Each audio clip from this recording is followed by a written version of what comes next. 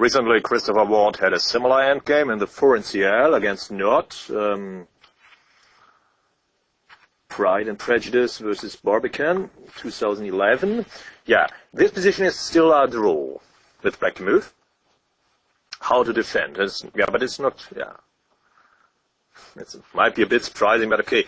Who is the most dangerous enemy of black? So, okay, the f-pawn in the direct way, but in some other way, in a way from winning potential, the 8-pawn is the most dangerous, so it should be taken. Also here, at some moment the king has to cross, and then it can be taken. The rook will sacrifice itself, and black draws.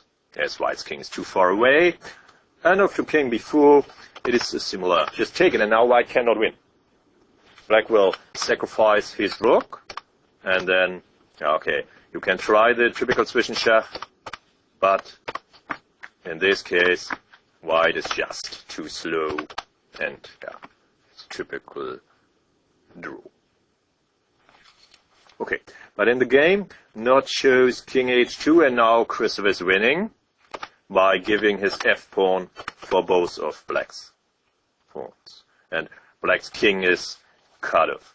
And this usually is a very good cutoff.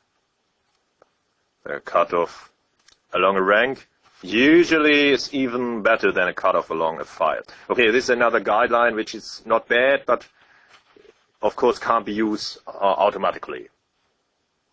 You must always look at the concrete position. Usually the cutoff along the file wins if the pawn crosses the middle of the board and the checking distance then is not large enough anymore. But okay, with these kind of guidelines, be careful. Know the techniques, know the theoretical examples, but then decide over the board in your concrete position by calculating variations. Okay. Yeah, here the king must hide. Okay, Christopher plays maybe to gain time on the clock. This is okay, he's boss. But okay, sometimes he must hide, and it was right to hide here.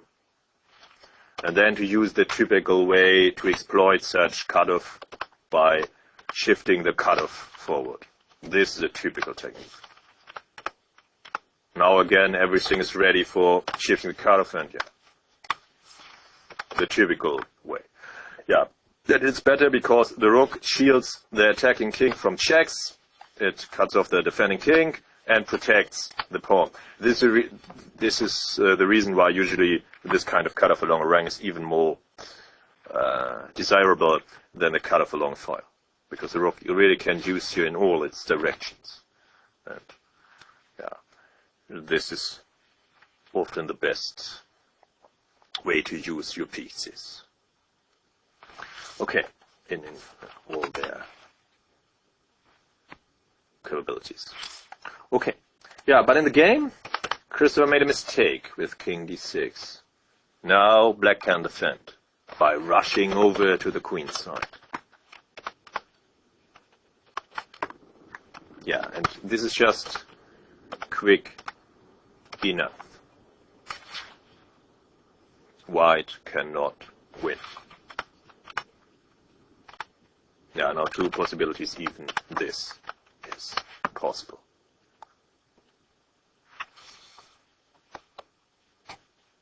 But king b4 would also be sufficient. And black's too active. And it's a draw. In the game, not continue to give checks, but this was just one check too much, too many.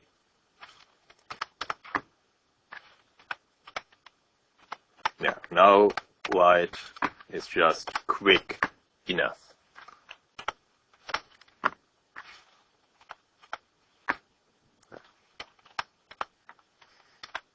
And now, what now? Black has enough checking distance. You have to do something about it. Another important moment. What did Christopher Ward play? Yeah, rook h7, not rook h6. Then it's a draw. The But if the rook h7, white wins.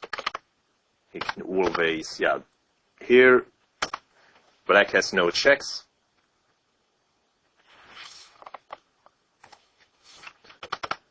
Here. Okay, black has a check here, but it doesn't matter. Yeah, and in this case, of course, white is also too quick, so not resign.